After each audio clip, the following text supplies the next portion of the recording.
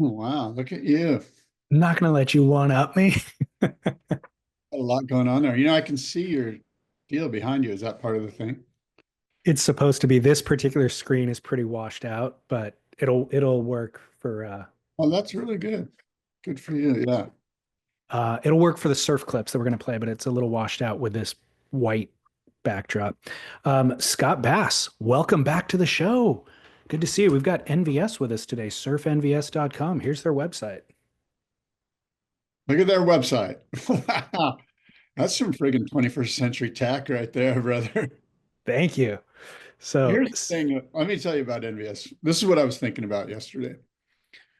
And it's so obvious. The generic categories of our boards are based on fins: a single fin, a twin fin, a tri fin, a quad fin. Guess what? Fins are the most important component of your board, just obviously based on the way we categorize surfboards. And I think fins are going to change the performance of your board to a magnitude times 10. Change your fins. It's going to change the way your board rides, the way it feels, the way it performs. couldn't agree with you more.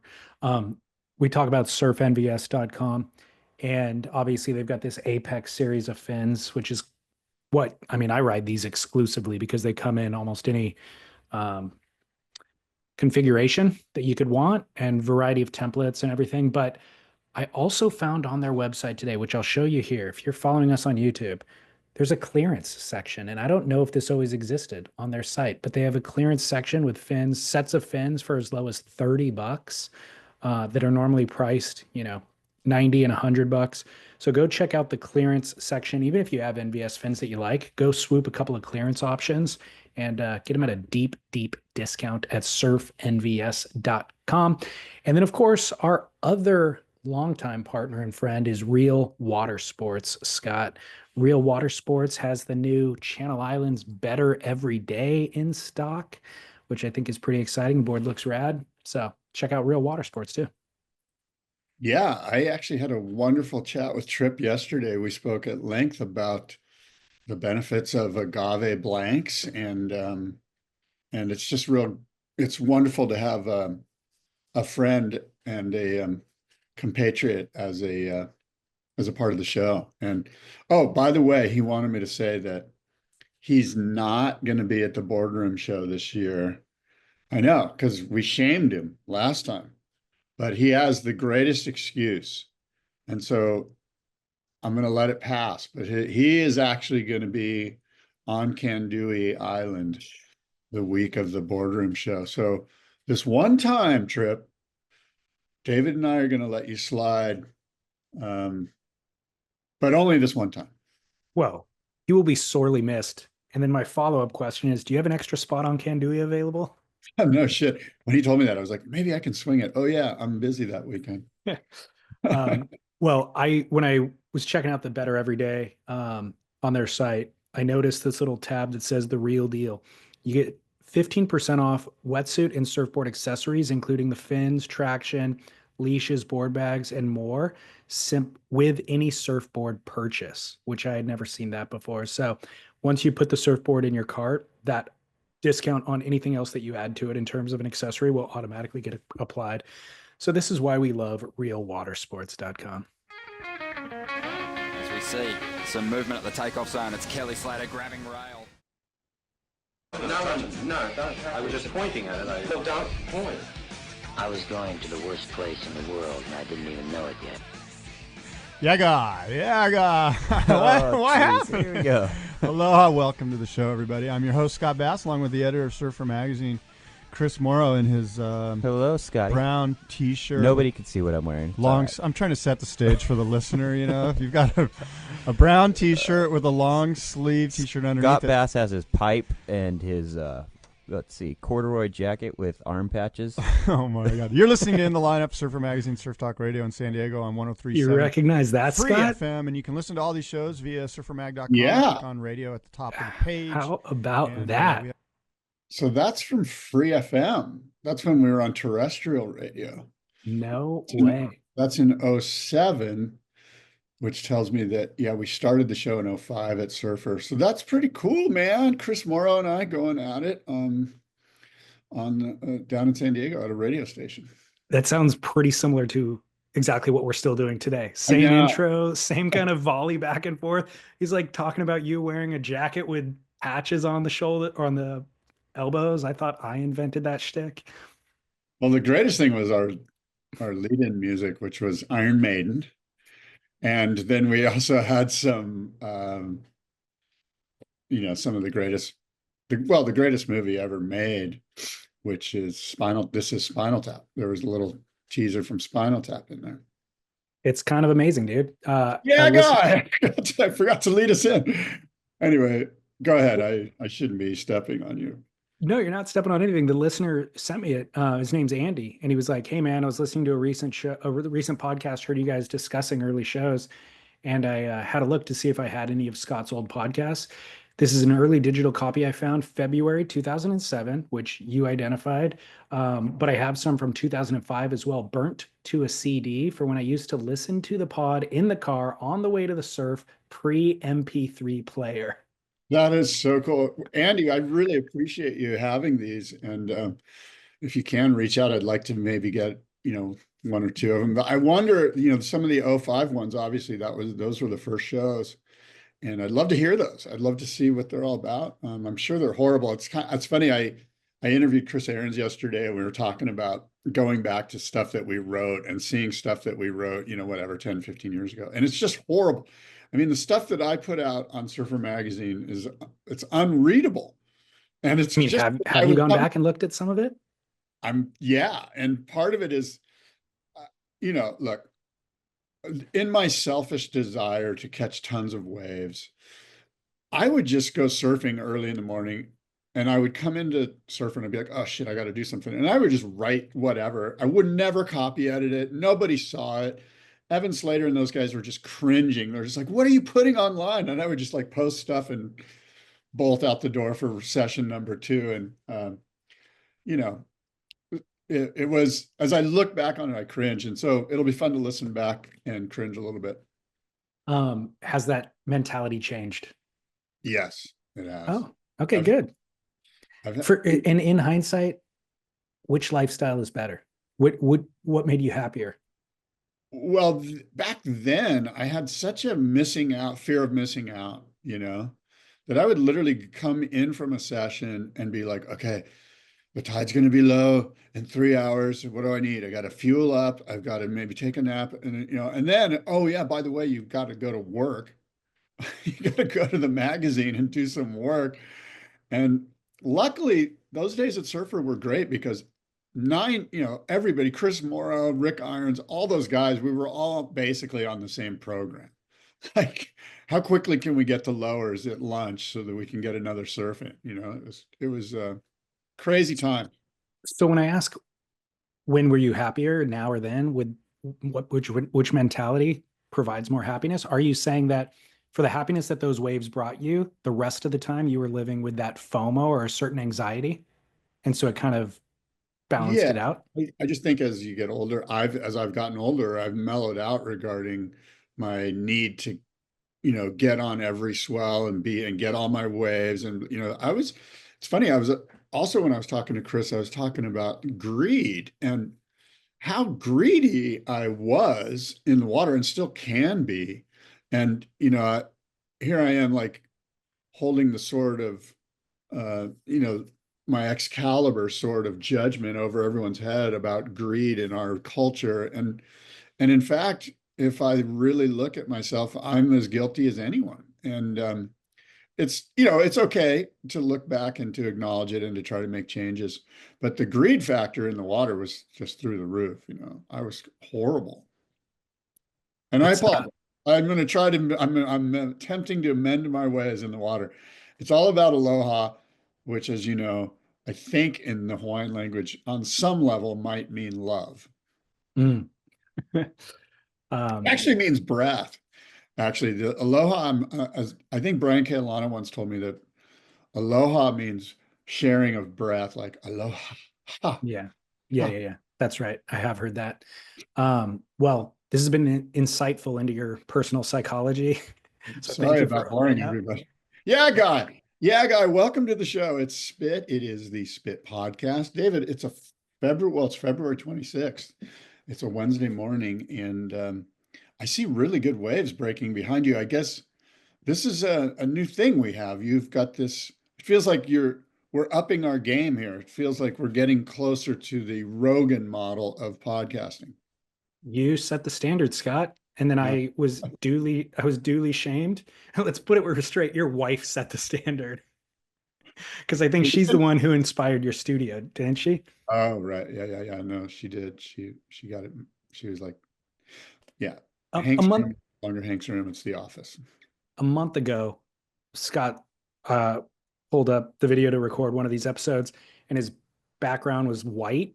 I mean, wasn't even white. It was like a dungeon. It looked like he was in a dungeon, and that was the joke I made. I'm like, dude, what are you being held captive right now? He's like, no, we're redesigning this room. My wife thought it'd look better as a podcast studio if we did some stuff. And so then in the subsequent weeks, I was sitting here with a white background and my face all washed out by the camera because it couldn't figure out where I was or whatever. And so last week I decided to make some changes, and mine are all still in beta mode, but I'm toying with the idea of having a projection in the back. So I mean, all of these things that we discuss, we always design this content just to be an audio show, obviously. And now we've been putting it on YouTube for a couple of years and put zero effort into the visual stuff. And I send off the video to an editor who then just basically puts it on YouTube, but doesn't do any overlaying of video. And in the past, when we have tried to do the overlaying of video, we'll get a copyright flag from the WSL or whoever might own the video. So this, I think, may be a workaround. What if instead of putting a video overlay, we project it onto the wall behind me? Listeners can see what we're talking about. You're not getting as high of a quality version as you would if you pulled it up on your own on YouTube and watched the original source, but it still adds a certain visual component to what we're doing. Yeah, no, David, it looks great. Like what I'm watching right now behind you, it's certainly engaging. If I was an end user listening to us, there's certainly stuff to look at. And obviously, the whites wash out pretty hard, but yeah, first first go here. I'm applauding your efforts, and I think it's tons makes tons of sense. I'm gonna get some curtains to get like kind of block out the other white that's on the actual wall, and I will adjust the contrast or brightness or whatever on the projector. So we'll figure that out. But this is beta, and again, you only have to half listen to us anyways whenever you're viewing us on YouTube. So half listen and then half watch that. We're already in a better position, I think. Yeah, no, good stuff. All right. Well, look, we've got a big show, I believe. I have a few things on the docket. I'm sure you do too. One of the beauties of this show, if you're a listener or watching on YouTube, you might not know this, but David and I never, very rarely discuss what's on the show. We just show up and who knows what we're going to talk about. We both have a few things that we prepare and produce, of course, but we don't know. So, with lots that, of lots of yeah, times sometimes it overlaps and we both have thoughts that we prepared on a particular subject, but yeah, there's no structure in terms of first we're going to talk about A and then B and then C. So yeah, but it comes together. I do have something I would like to lead in the show with, though, if you don't mind, of course, please. because it'll buoy everybody's spirits. Okay, buoy, spiriting, spirits being buoyed. This is good. Isn't that a great place to start? Let's add some levity, some positivity to the show. This We came in. started it so negatively that we need to add some levity. This came from a listener just in the last 12 hours, I think. Came through kind of in the middle of the night for me. And I was really pleased to it brighten my morning, let's say.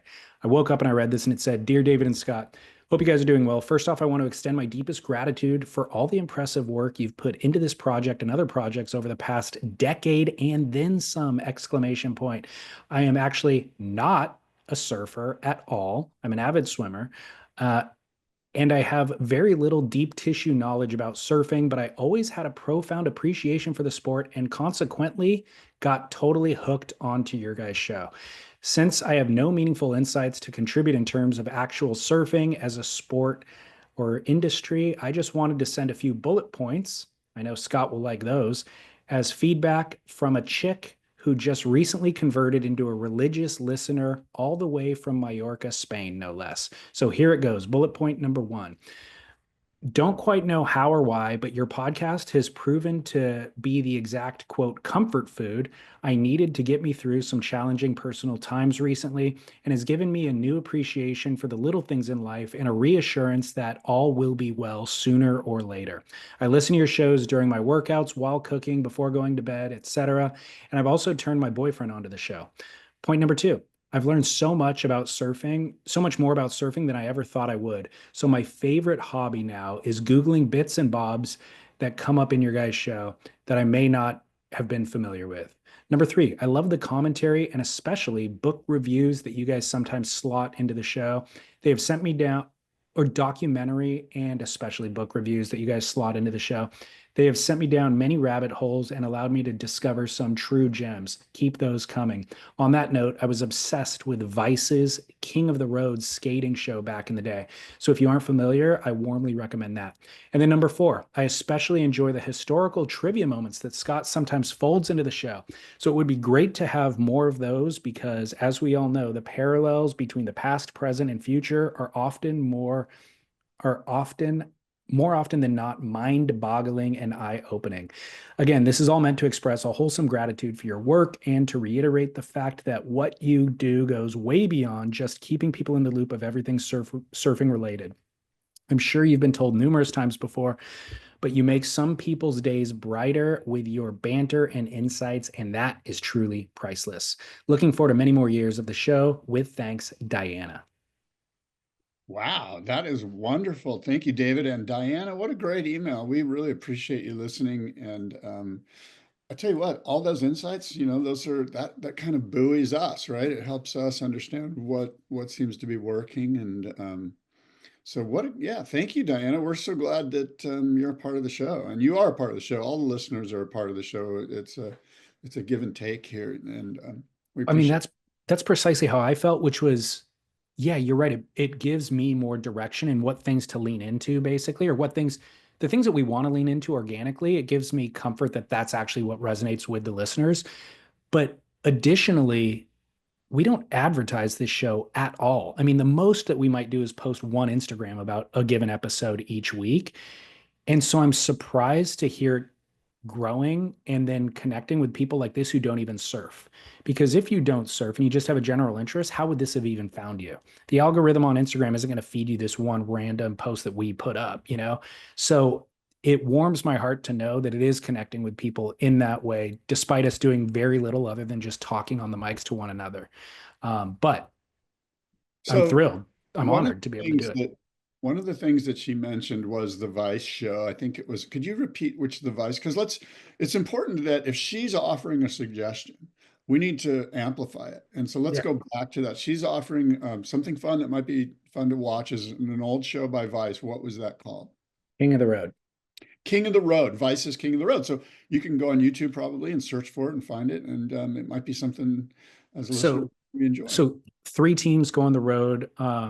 Three teams go on the skate trip of a lifetime, shedding blood and dignity to be crowned the king of the road. And I also have heard of this show for years. I never actually watched it, but from my understanding, that's what Stab has been kind of trying to recreate with that series that they do. I think it's called Stab Highway.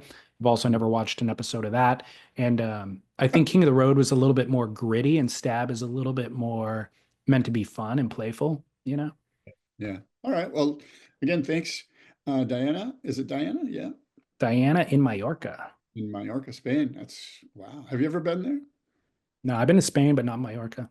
Yeah, I've never been to Mallorca. I would love to go to that region. It sounds, I don't know anything. By the way, here we go. This is going to be some ignorant naivete. But where is Mallorca relative to like the west coast of Spain? Is it in the Mediterranean? I'm gonna look it up. I know it is coastal. It feels like it's really warm and beautiful and blue water and kind of Mediterranean-ish. Now, here's an additional way to shame you. How do you Yeah. spell Mallorca? Mallorca, I want to say it's got a J in it. It's like Mjarca or something like that. M A J Huh? Majorca.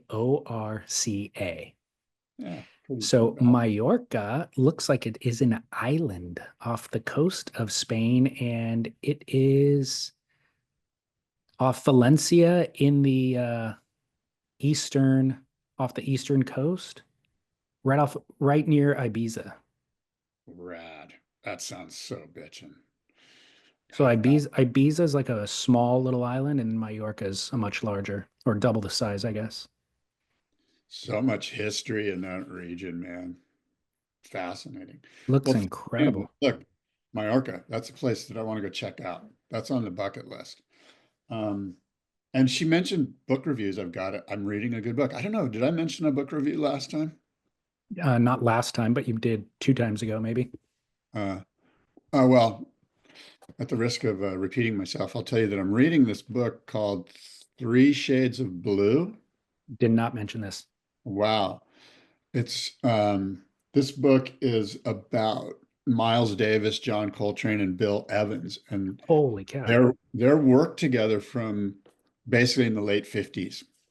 And it's really this is the kind of book that was given to me as a gift because people know that I like to listen to Miles, and they go, "You got to read this book."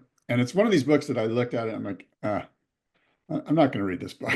Like full contempt prior to investigation, the ultimate sin, And my other book that I was reading, I finished it. It was the one about the Korean War. And so it was the only one in front of me, and I read before I go to bed.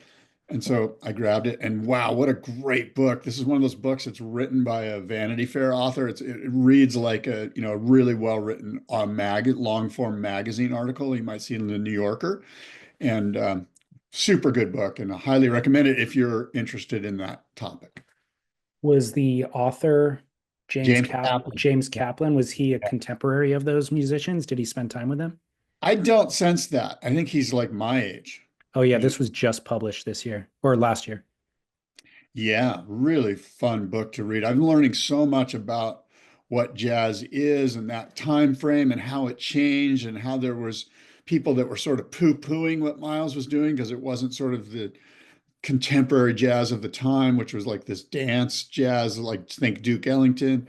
And Miles and these guys came in there and just were like bored with it and just started going down a whole different path and musically just fascinating what they're doing.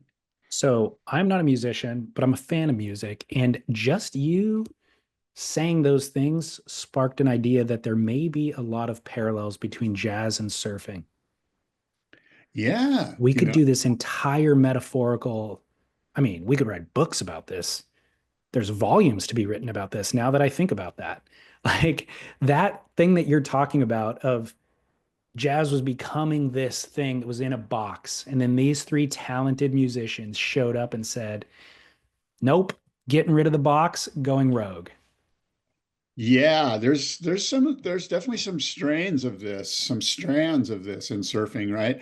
So a great metaphor might be um, guys picking up the Elia, rather than riding the contemporary tri-fin surfboard. Body surfing, just taking surfing into an area, taking riding waves they probably wouldn't even like the word surfing. They're like, this is riding waves.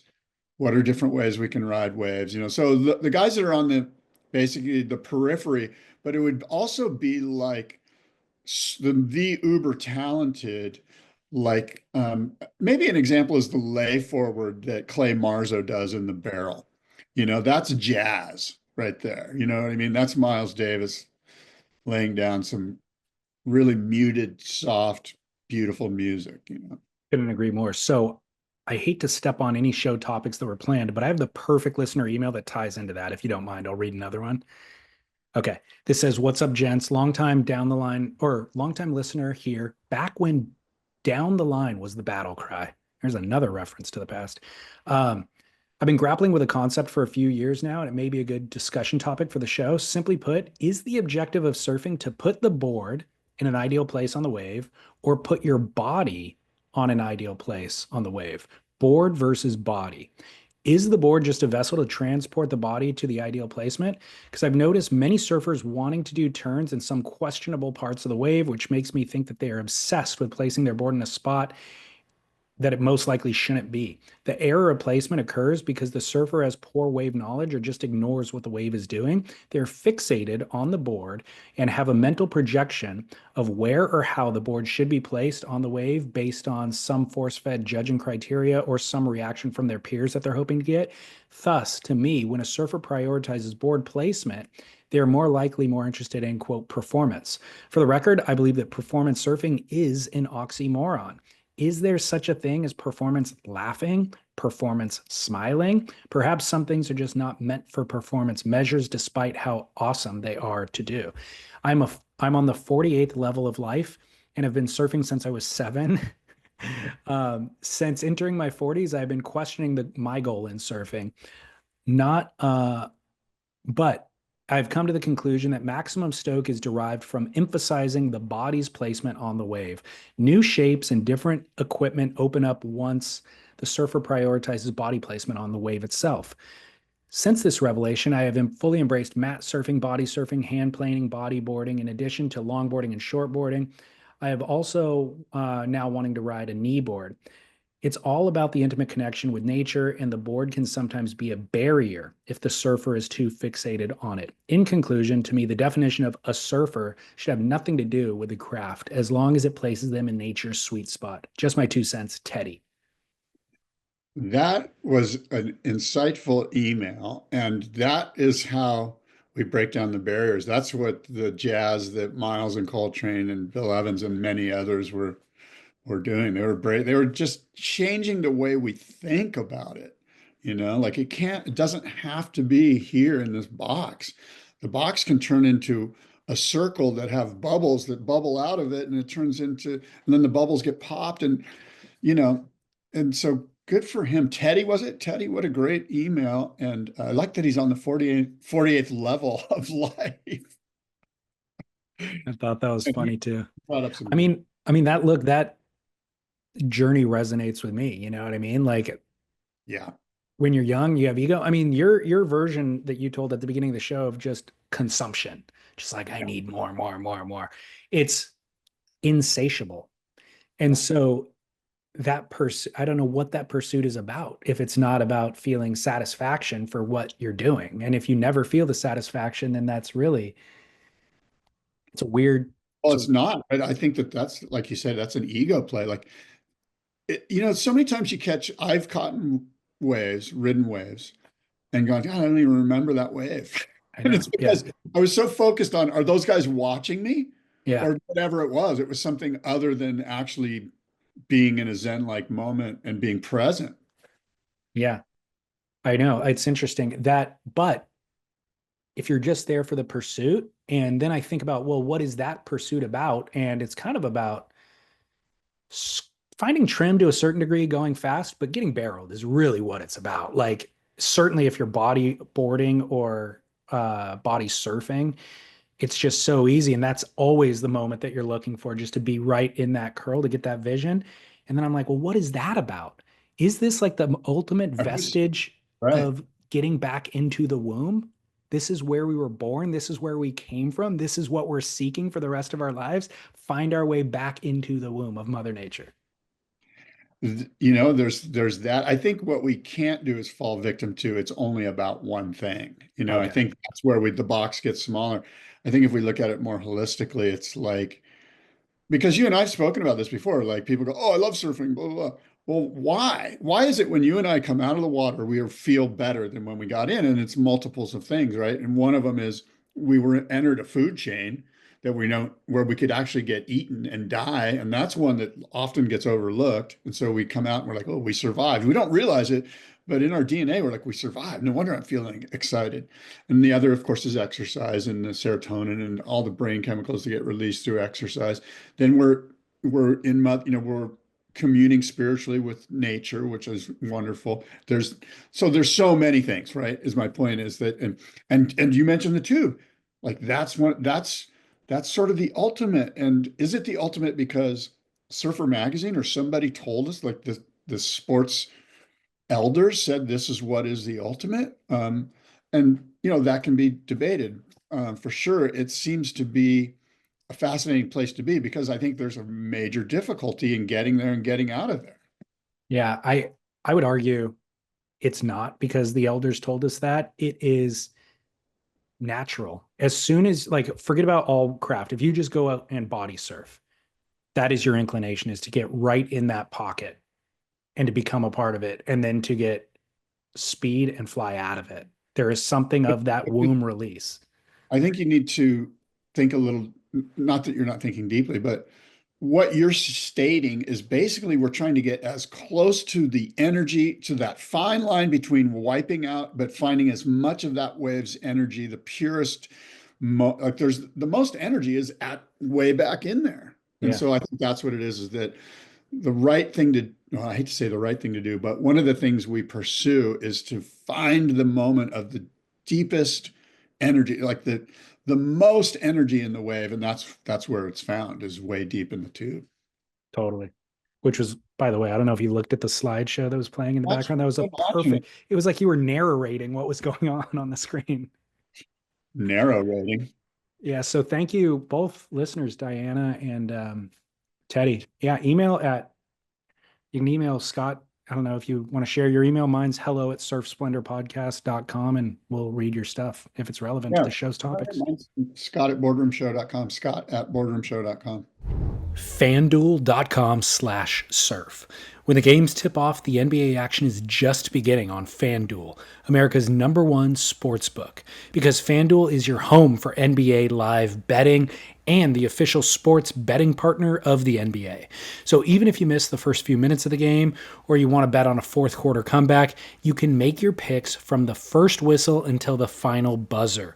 Plus, you can even combine your bets into a same game parlay for a shot at a bigger payout. However you want to play, now is the perfect time to join. New FanDuel customers get started with $150 in bonus bets if your first $5 bet wins. Just visit FanDuel.com/surf to join today. That's FanDuel.com/surf for your shot at $150 in bonus bets. Make every moment more with FanDuel, the official sports betting partner of the NBA. Must be 21 and older and present in select states, or 18 and older and present in DC.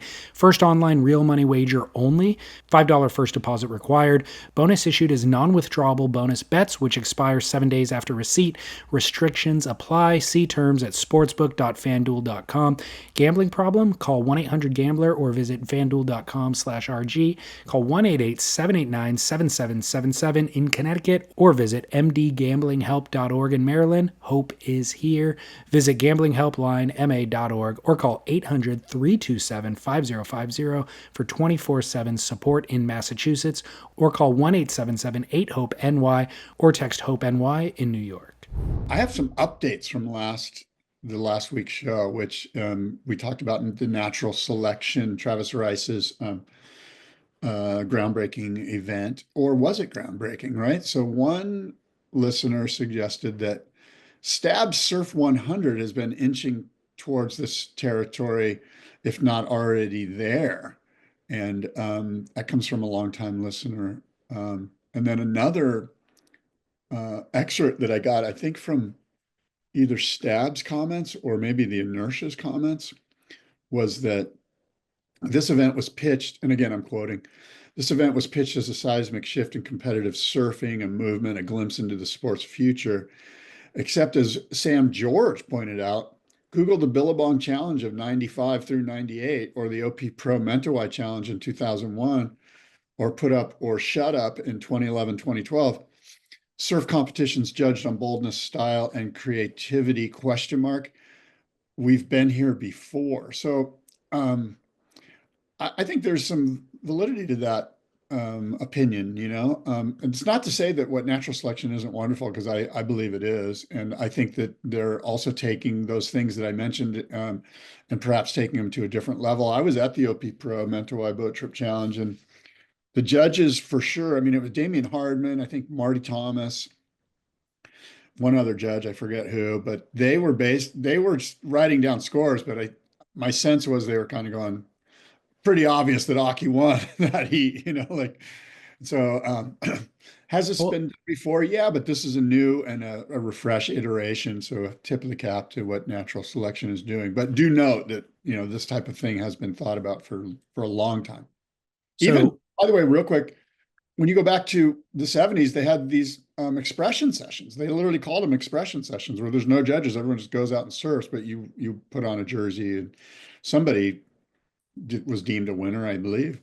I believe probably the initial surf contests maybe didn't even have scores. And it was exactly that. It was just judging, who is the best surfer out at Makaha right now. But back to Diana's email, who says it's important to learn history so that because inevitably it does repeat. My question to you is, why do those things no longer exist? Why did they only exist for an iteration of 2 years each, And so that's the question for natural selection to really try to solve is, how does this pencil out? And we can throw a bunch of money. We have a great concept. We could throw a bunch of money at it, but how long are we going to go throw money at it? And Dirk Ziff has been doing that now for a decade, and he's, at a different level, but are you willing to do it? Yeah, it could be suggested that on some level, these were all marketing campaigns. Like the guys at Billabong didn't go, hey, for an altruistic thing for the goodness of surfing, and in my heart, I'm going to throw a bunch of money at this thing called the Billabong Challenge. They were going, hey, this will be a great way to market our company and show everyone that we're number one. Let's do this super hardcore thing. And of course, it is in the DNA of who these companies were at the time and these brands were. But the OP Pro Mentawai Challenge, again, another marketing opportunity. There wasn't like an altruistic, No, I pushing know. of the heart where it's like, let's just do the greatest thing for surfing. And even the beginnings of the IPS with Hemmings and Randy Rarick and those guys that got together with the Australians and said, let's put together a world ratings thing. You guys have your events in Australia. We'll use your events as ratings. There's one in South Africa. We'll use that as a rating. We've got these series here in Hawaii, and we'll just kind of glom together this thing called the IPS. Was that altruistic? There was definitely a sense that we need to move surfing forward. And Mm-hmm. what does that mean? Like, why? Why are we moving surfing forward? Of course, there's commercial entities involved. Even on that level, people were like, look, if the surfers are going to get paid and we believe they're athletes and they should get paid, we need to move it forward in a commercial sense. I would argue if it is an altruistic ambition, then it will definitely not see iteration number two. It needs to be a capitalist endeavor in order for anybody to really put their time and energy and prioritize it. And that, even as a young kid, I was impressed by the idea of the Billabong Challenge because I realized as a young kid, Billabong, Rob Machado is writing for Gotcha right now. Sonny or Johnny Boy Gomes is writing for Bad Boy Club. But guess what? I can put a Billabong logo on him if I invite him to the desert and make him wear this jersey. And so now I don't have to have all these team riders. I just have to get them all to the desert, offer them a paycheck at the end of the day, and they are essentially branded as Billabong riders for this entire campaign. And so I always thought that was like a really savvy move, but to that end, it still didn't last for more than a couple of years. And from a political standpoint, within the sport, it ruffled a lot of feathers. I mean, there certainly was, the ASP was like, hey, these are our surfers. We have them under contract. They're not allowed to surf in any other events. And, so there was a lot of headbutting amongst the bigwigs, the Ian Cairns versus the, Claw Warbrick at Rip Curl and I'm forgetting the guy at Billabong, the Australian. Gordon Merchant. Yeah, Gordon Merchant. There was a lot of, can we pull this off? Is it okay if we have your surfer? Okay, well, we'll give you the green light. So a lot of times it was guys that weren't on tour, I imagine. I can't recall exactly who was in all those things, but I know for the OP Pro Mentawai thing, there's always been headbutting with the quote unquote pro tour versus these other brands that are trying to capitalize on the pro tour surfers. Well, so in regard to how do you solve this and maybe continue to do it into a tour or something larger? And Chaz Smith's wife, Cersei, who's a talent manager, is Travis Rice's talent manager. So she's been on the production side of natural selection for the snowboard events and everything since its beginning. And his insight was their idea is snowboarding isn't big enough by itself. Mountain biking isn't big enough by itself. Surfing isn't big enough by itself. But if we can create a natural selection brand that encompasses all of the action sports, and we can convert David into watching the snowboard events and snowboarders into watching the surf events, we may attain critical mass. So that's the goal. And I think that's wonderful. I mean, I think that plan is very cogent because I have found myself watching. I've watched the natural selection snowboard. Did they do a skiing too? No, my understanding is mountain bike, snowboard, and surf so far. And I'm not sure if I watched the mountain bike one, but I've watched Radical Mountain Bike. I think Red Bull puts on this crazy thing, and I'm not a mountain biker, Yeah. but when I see these guys launching themselves, I'm like, holy mackerel, that's insane. Yeah. So anyway, it seems to make sense that they can draw guys like you and I into other sports, not because we're enthusiasts in the sport, but because we're spectators, because it's insane. Yeah. Yeah. Well, you said the talking about altruism versus capitalism. I think regardless of the intent, natural selection did an effective job of progressing the sport that day. Like, a lot of surf contests that we watch do not move the needle in terms of progressive surfing. They run an event at Narrabeen, and then I open my phone and I see 10 other surf clips that are far more progressive than whatever ran in that contest that day. Natural selection and what they did were the most progressive clips that I saw that week. Yeah, I recall specifically, I remember when I was watching it, and it might have been Sully Bailey, one of Sully Bailey's waves, but I was sitting there and I literally got up on my chair and sat at the edge of it and was like, oh, you know what I mean? And so, I guess that speaks to they had me. I bit the hook and I was firmly hooked and they were reeling me in and I enjoyed getting caught. So it was good. I'm a big fan and you know, the waves are the stars. There's no doubt, and it's much more difficult for those guys to be able to pull it off. I imagine they're going to roll the dice and occasionally get skunked, where it's like, oh, and that's going to be a cost that they're going to eat, and then they're going to, so although, look, you and I can sit here and be armchair surf forecasters. I can tell you that, look, you're going to get some pretty solid waves if you throw these guys down at Port Escondido for a morning. You know what I mean? Like it doesn't take much.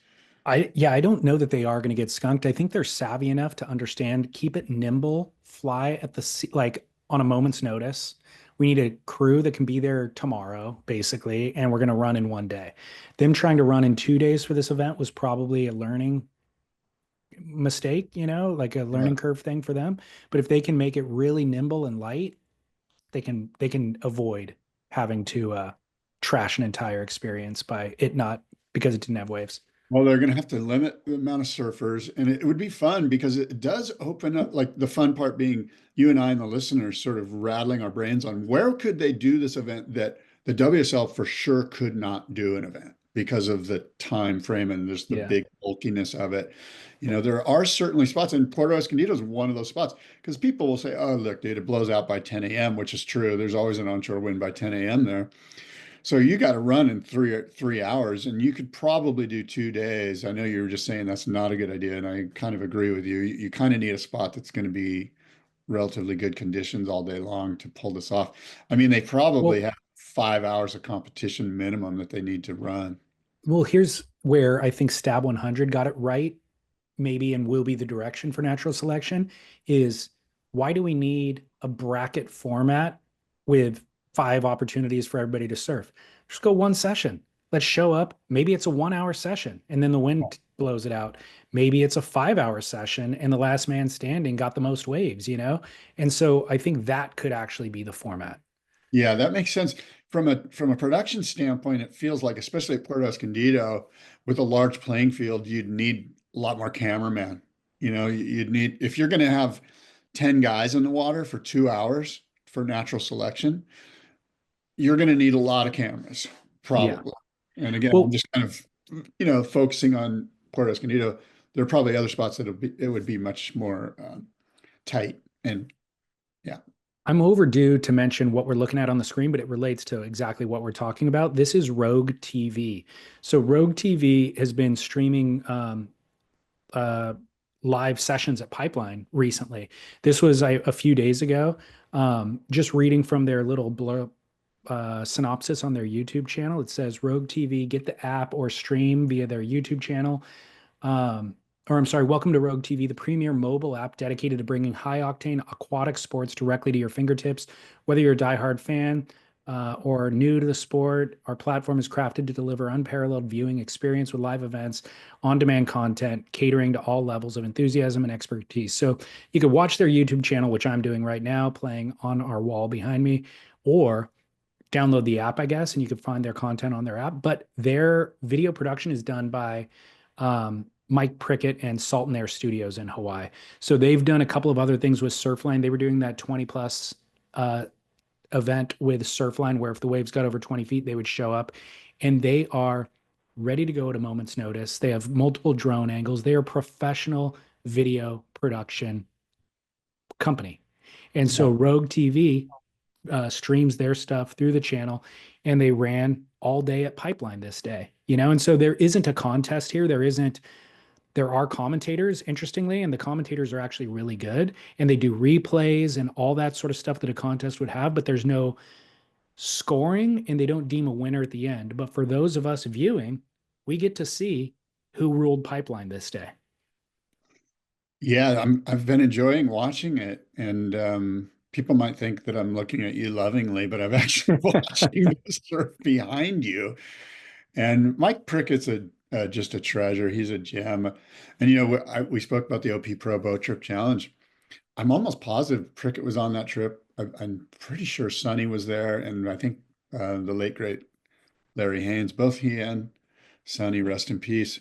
You mentioned, well, what we're watching here is guys getting spit out of the tube. And so maybe a year ago, I did this thing with you where it was basically called Have You Ever? Where I asked you, David, if you've ever had this thing occur to you. And so the one that I highlighted today was, have you ever been legitimately fire hose blasted spit out of a tube? No, Did I ask you this before? I don't think so. So, because you were speaking about like, why do we surf? Like, what is it like? Is it because we want to get deep in the tube and get all that energy? So this kind of relates to that earlier topic. And I have not either. I have never been fire hose blasted out of a tube, And so it begs some questions. One, is my surfing experience complete? Two, says who? Three, how close have we come? Look, anybody who says like immediately, yeah, hell yeah, I have, I would very much question their credentials, because whatever version they got, compare that to what Kelly got at Backdoor any given winter, and it'll pale in comparison. And so the answer to that question should always be no. I'm in pursuit of it still, because you're trying to improve on it.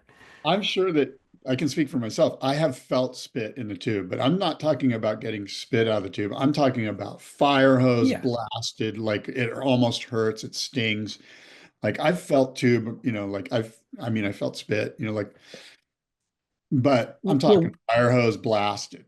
Yeah, no, I understand. There's spots in the world that actually do that. That's the thing. And I'm not really interested in surfing those spots, certainly at this point in my life. And I'm definitely not interested in surfing them on the day where they're doing that. But when I hear Tanner Gudauskas talking at the natural selection event through the details of what that feels like and what happens with your board, and then how you have to adjust and navigate to survive it, I'm like, dude, you're speaking a foreign language to me. Like, I have no idea what you're talking about. Sounds amazing. No clue what you're talking about. He's like, it vortexes at you, like it's spitting from behind you, but you feel a vacuum on your face this way, and then it comes from, and I'm like, what? It's funny. I was with this book that I mentioned, Three Shades of Blue, Miles Coltrane and Bill Evans, and I was thinking about Tanner Gudauskas. He's sort of like he's kind of like our guy right now. We're like, this guy's really good at commentary. But what's fascinating about Miles and Coltrane and Bill Evans is that they were sort of perfect foils for each other. In other words, they didn't do the same exact thing. So when I think of commentary, even if it's not Tanner, whoever it is, the person that's really good, his foil needs to be somebody that's just off from what's he doing. We don't need two Tanner Gadauskases. We don't need two Barton Lynches. We need them and somebody that's doing something different in the commentary booth, that's providing insight that's completely different, but also, engages with what the other person is saying. Takes years to develop that rapport sometimes, as we know from doing a podcast, So, well, anyways, this I think all leads us to pipeline, the topic of discussion of pipeline and injuries that have been taking place this last week. Scott, was that in your show notes? It wasn't, but I saw everything that occurred, and look, there's injuries at pipeline every year. There's rescues by the Water Patrol every year, the North Shore lifeguards. And this one was pretty intense, mostly because it was all caught on film. And when they got Mackay McNamara, who we're speaking of, who was injured, I think he got a fin to the head or something, a head injury so bad that he was unconscious in the water. When they were doing the life-saving effort on the beach, it was pretty intense. Whenever you see somebody doing chest compressions and continuing to do, and everyone gathering around, their eyes are like mine right now, just bugged out, and you could just feel the intensity of potentially a life leaving, Do you want to leaving us right there on the beach. Do you want to hear some of the news report from Island News and hear from Eli Olsen? Actually saved Mackay, or was the first to the scene. They're good friends, and Eli said by the time he got to him, he had already been underwater for 2 minutes. I'm just going to play this news report real quick, and then we can hear directly from them. At one of the world's most dangerous. It was a dramatic rescue. Can you hear the sound?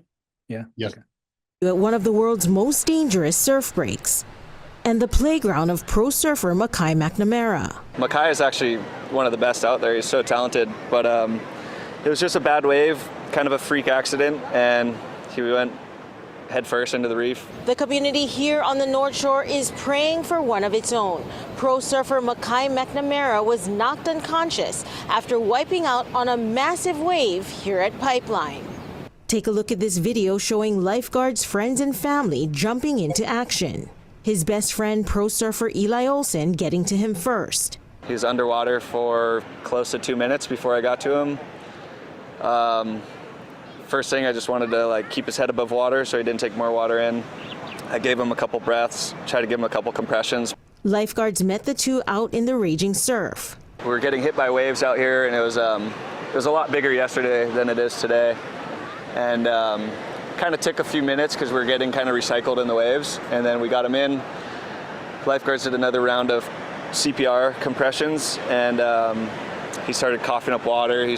That's when Mackay started to regain consciousness. It's called a combative state, where it's kind of like the body is fighting for its life. It's heavy, especially when it's one of your best friends, seeing them lifeless and purple and not breathing. He says Mackay's now in an induced coma for 72 hours to allow his body to heal. It's been 24 hours since the incident, and he's on his road to recovery. He feels your energy, he feels your love, he feels your positive vibes, and we appreciate each and every one of you for your support. We just need the continued prayers and positive energy. Mackay's a strong young man. He's going to get through this. Mackay's the older brother of Landon McNamara, the 2024 winner of the Eddie Surf Contest. Pretty harrowing stuff there. Super. I think the reason I wanted to play that was mainly for Eli Olsen's really insights into it. What a hero. I mean, Eli Olsen, his name comes up kind of every season. We don't really focus on him as top level professional surfer, but that guy is incredible. Not only the waves that he surfs, but just what he's up to all the time. And being first on the scene like that has to be a really, really scary situation. So for him to be with your best friend, so for him to be able to not only have the athletic ability to navigate it, but also the wherewithal to keep composed and all that sort of stuff to save the day, it's Yeah. crazy. Yeah.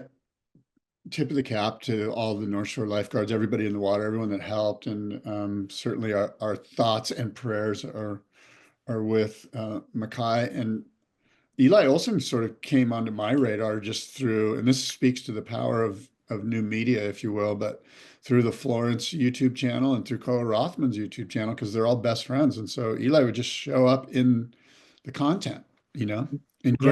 great waves. And by the way, what a wonderful spokesperson. What a clear-headed, smart, intelligent man, and that's always pleasant. Honestly, Duke's status this week, Eli Olson. He's You come in and out of focus, by the way. Just I didn't mean to interrupt, but I wanted you to know that. I know, I'm sorry. Move. No, it's Yeah, okay. I just wanted you to be aware of it. yeah. So I've tracked his career since he was young, like coming up on the, contest circuit with those other guys that you mentioned. But he surfs Jaws. He's a great surfer. And then he's like a black belt, I don't even know, like multi-level black belt in jujitsu and competes like in MMA professional events.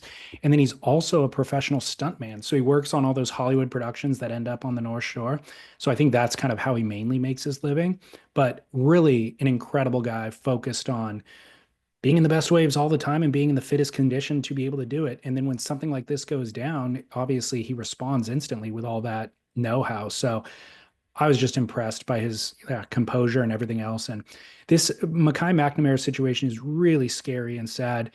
Um, and he's obviously in an induced coma for 72 hours. So I think that's the position we're still in now, or within that 72-hour window. So his family's asking just for positivity, thoughts, and prayers and all that sort of thing, because you can imagine having a young, healthy kid, sibling, whatever, you would never expect them to be, you know, physically sidelined, but they're just, you're kind of impenetrable at that age. So to have something like that is got to be a huge, huge shakeup. So thoughts and prayers to them.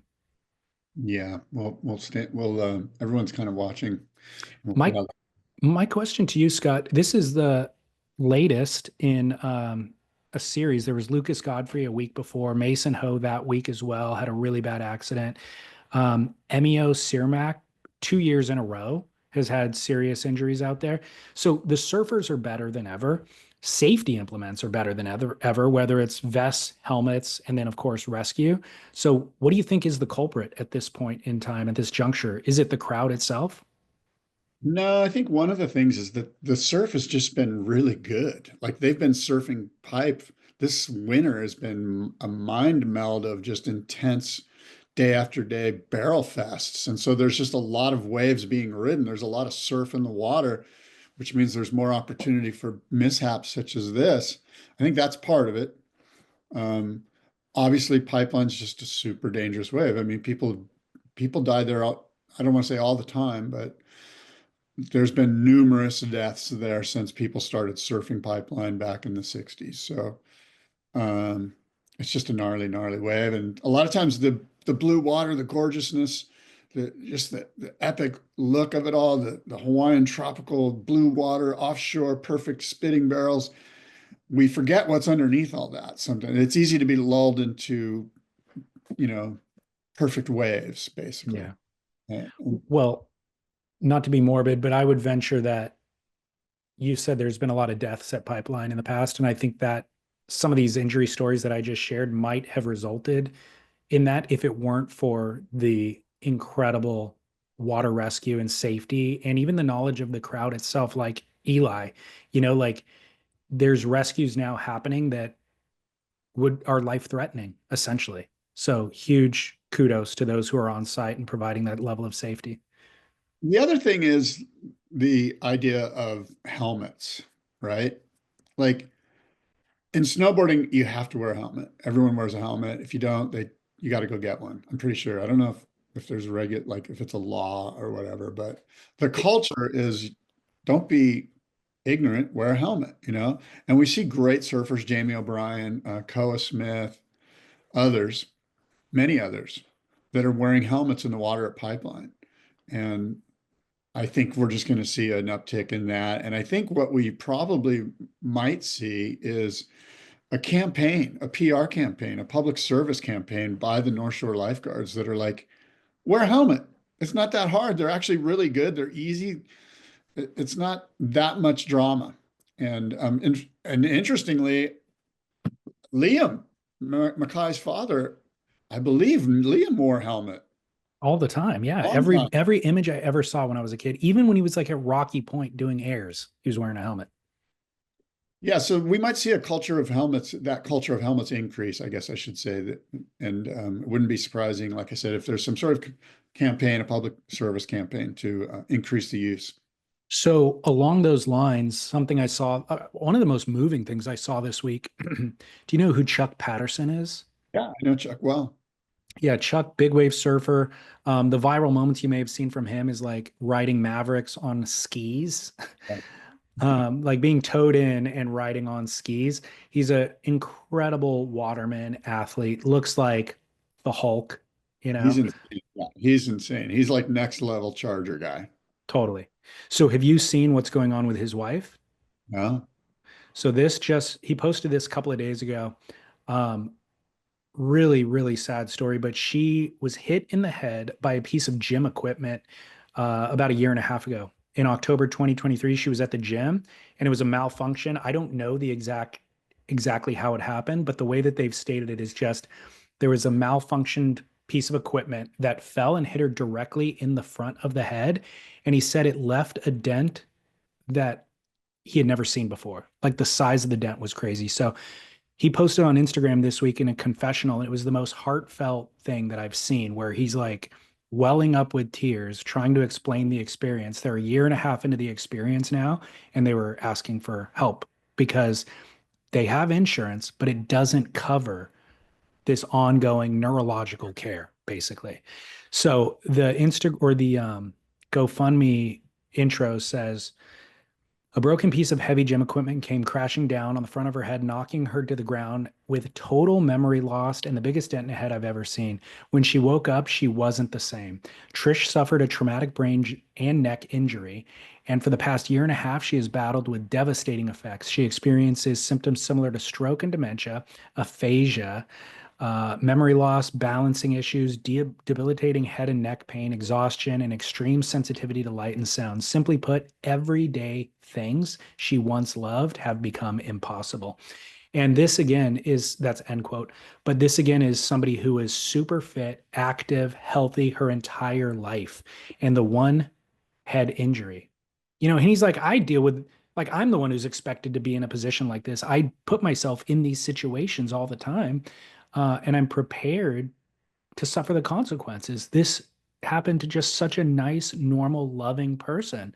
And it's just one little head injury. Not little, but one head injury. So it's really, really scary. Yeah, super gnarly. And I'm sorry to hear about that. That's horrific, man. And maybe we can put the GoFundMe in our notes for the listeners on YouTube. Yeah, it'll be on today's show notes. And then of course, Chuck Patterson, you can find him on Instagram and then link to that as well. So wow. Okay. Well, let's shift gears a little bit if we can. please. Coming to the end of the show here. I've got something for, I think most of the listeners are going to know this, but this is something that our friend Diana that emailed us might learn from. And I'm going to ask you if you know who this is. Okay. In 1986, he helped to develop the nose guard, a small, inexpensive, soft rubber bump that glued to the tip of the board to prevent injury. Bing, bing. I already know. Okay. He was born in Honolulu in 1960, raised in nearby Pearl City, and began surfing at age 10 and shaping at age 14. He's shaped for Town and Country, Lightning Bolt, Brewer, and Surfing Hawaii. He has made boards for some of the world's best surfers, including Michael and Derek Ho, Damian Hardman, Shane Beshan, Megan Abubo, Mark Akalupo, Reef McIntosh, and the late Andy Irons, as well as contemporary surfer Jack Robinson. Surfing Magazine named him the Shaper of the Year in 2003, 22 years ago. And he is also known as the work he did as a shaper and designer in the 90s for Hawaiian Island creations. So, David, who is the surfer shaper? Eric Arakawa. Yeah, Arakawa, Eric Arakawa. And if he is, of course, our icon of foam, the guy we're honoring, the shaper, the craftsman that we're honoring this year at the Boardroom Show in October at the Del Mar Fairgrounds. So some insight there about Eric, and there'll be more of that coming soon. And of course, I'll be doing a podcast. Have you ever interviewed Eric on your podcast? Year one. I mean, he might have been episode like 5 or 6 or something like that. Yeah. So that would have been 2013. It was a long time ago. Yeah. Well, you and I should probably be interviewing him again. I know I will be. And as I ramp up the Boardroom podcast, by the way, which I'm doing, I'm lining up interviews to reignite the Boardroom podcast here. Well, I think I remember 1 month ago when you announced Eric as the Icons of Foam, I mentioned that nose guard detail. And you were like, oh, really? I didn't know that. And I'm like, I think so. Don't quote me on it, but I seem to remember that. Yeah. So there you go. And that information I gleaned from Matt Orshaw's Encyclopedia of Surfing, eos.surf. So if you're Googling it, just go eos.surf, and Matt's wonderful website that's chock full of information. You can become a subscriber. David and I are subscribers, and we are we help keep the thing alive, as do many. Let's be real. That's where all of our information comes from, really. So most of it, quite a bit of it, yeah. Let me see. Where was I going to look? Oh, do you have a must-see moment this week, Scott? Yeah, I do. Must-see moment presented by Trees Wax. What I would recommend is a show called Zero Day on Netflix that features Robert De Niro.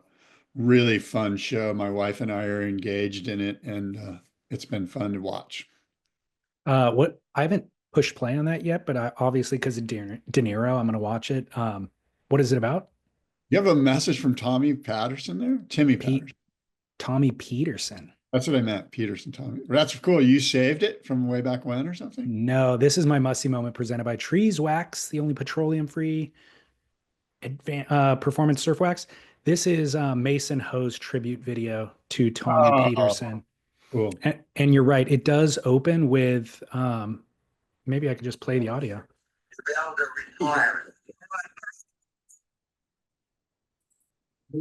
Yeah. Okay, sounds good, Uncle. The quality isn't good enough, but the video opens with a phone call that Mason had recorded with Tommy about a board that he had recently sent him.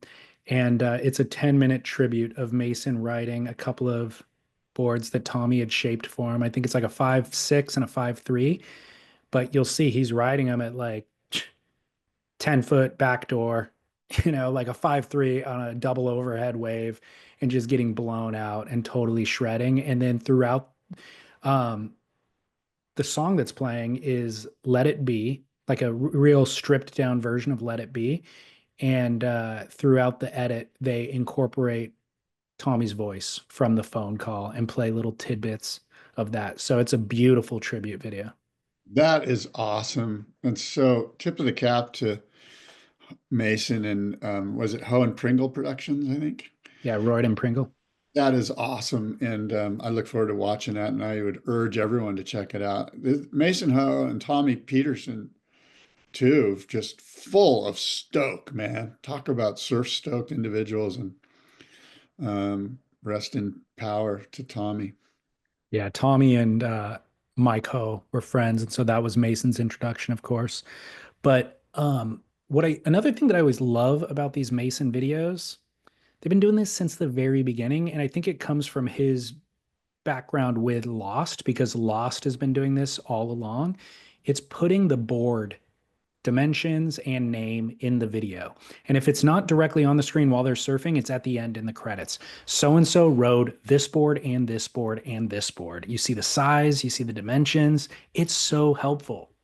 It's really great, and it is helpful, but it's just also like Matt understands that let's give credit where credit is due, you know. Matt's been doing that for decades, going way back to offering Simon $1 for every 3 fin he makes. It's just tip of the cap to Matt Biolos. And I love it because you and I are surfboard lovers, and we understand that the legacy, the history, everything about what our culture is tied, and is the surfboard is foundational to it all.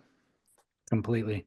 Knowledge is power. Just give me the knowledge. Let me learn. Let me figure it out. Let me, apply that to all the other boards that I've seen and compare notes. And it's all part of the process. So anyways, thank you, Mason, for this beautiful tribute video to Tommy Peterson and of course, Rory. Scott, what 0 Day, what is it about? 0 Day, Robert De Niro is a former president of the United States, and there's a cyber attack, and it's about that. I'll just leave it there. It's kind of about how he deals with that in regards to, Okay. politics, Washington, D.C., the nation's fears, everything. Is it modern day or is it in the Yeah, future? it's modern. But he's dealing with it as a former president. He's not even the Yeah. current president. He's an ex-president. He's Okay. Yeah, I'll watch it. Yeah. Thanks, Okay, Thanks, Trees Wax, for the must-see moment, by the way. Yeah, Trees Wax. By the way, California Gold Surf Auction, the catalog, the 48 lots that we have, the catalog is going to be live here soon, probably this week. And I'll mention more about that when that goes live, but you'll be able to check out all the lots, and the bidding begins in April. So we got some exciting stuff from some legendary, speaking of surfboard legends, Jerry Lopez, Dale Velzy, Pat Curran, Phil Edwards, Hobie Alter, Terry Martin. The list goes on and on. Dick Brewer, Jeff Ho. We got some really cool boards for the auction this spring. By the way, you mentioning Hobie Alter just reminded me, I'm going to publish an episode probably tomorrow of Surf Splendor with Gary Larson from Hobie Surfboards. Yes. I've crossed paths. I know I've crossed paths with Gary, over time, but I've never really chatted with him. He was always really mild mannered and so like when we would interact, it might just be like, "Hey, how's it going?" And like there was no further conversation. But I gotta say that type of humility, and deflecting of any attention or limelight or anything like that is so appealing to me the older I get. And I'm like, do you have every single shaper who like works for a known label also has their own, like Gary Larson's shapes or whatever. I'm like, do you have Gary Larson's shapes? He's like, no. Like if friends ask me to make a board, I'll make one for them, but like there's no laminate, there's no like website, there's no Instagram. And I'm like, yes, dude, show up, do your job, be part of this bigger legacy, and do good quality work quietly. Yeah, I'm definitely drawn to that quality that you mentioned, the humility, the lack of the deflection of attention. I've always been a big fan of his. He's the best. And then anything that you ask him about him specifically, he goes, well, Terry Martin did it this way and told me, and then Hobie Alter did these things and he is the pioneer and blah, blah. It's never about, I invented this, I did this, I made this contribution. It's always pointing to the legacy, which is, awesome. It is. It's cool. Good. I'm glad we're gonna listen to Gary on Surf Splendor. That sounds great. Yeah, thanks. Okay. Look, David, until next time, adios and aloha. All right. Thank you very much.